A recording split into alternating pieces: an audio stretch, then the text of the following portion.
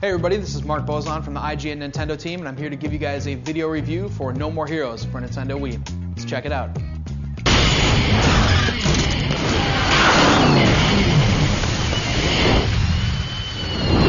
Fuckhead!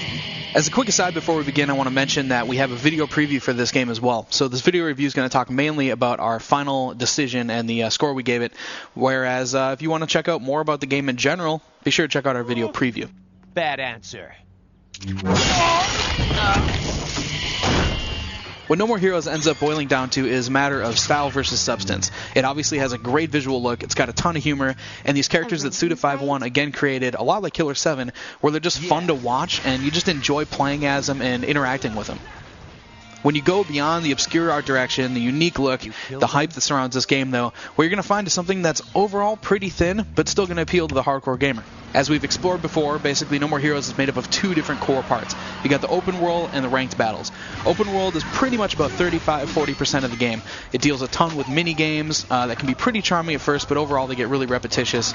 And then there's also fighting missions. Some of these missions are pretty cool as well. You've got, baseball mini games. You've got things where you're killing the boss of a pizza joint, and fighting different characters using different Travis power-ups such as dark mode.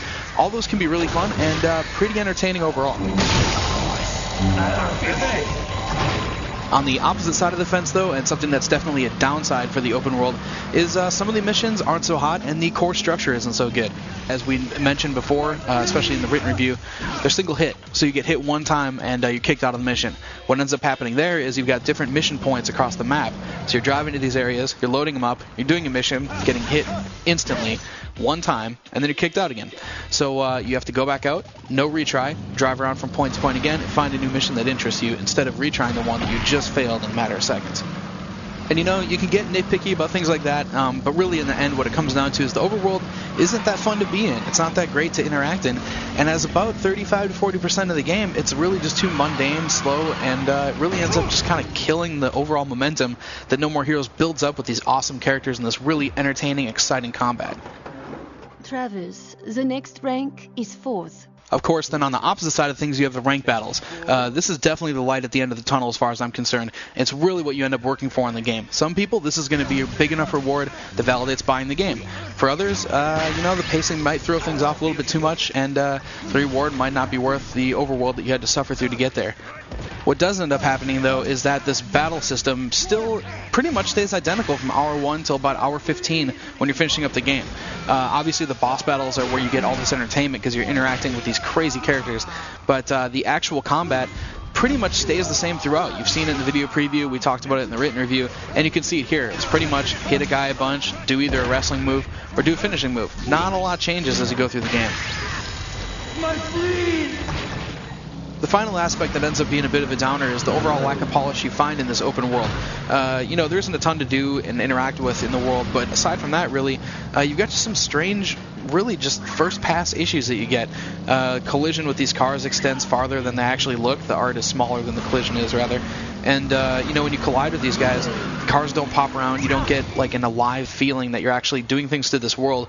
Even in this guy, you can see I'm pushing him around here.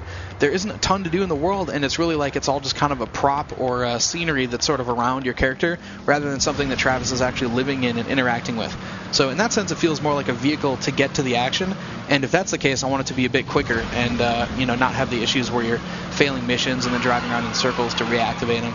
What it really boils down to is this. Basically, for the hardcore gamer, No More Heroes is pretty much a no-brainer. This game is violent, it's stylistic, it's totally unique. I can easily see how other critics would give this thing up into the 8 range. At the same time, it does lack a ton of polish. The gameplay can get extremely repetitive. You got the overworld, which is easily the worst on Wii. And overall, just takes too long to get to the great soul of the game, which is, of course, the epic battles. You got the outrageous characters and the over-the-top action. So there you have it, guys. We gave this one a 7.8. Very good game overall. Not quite great, but if you're a fan of Suda51 already, you played a lot of games like Killer 7 from Grasshopper Studios, pick it on up. You'll love it. As for everybody else, you can check out our written review, get some more information on the game, make the decision for yourself.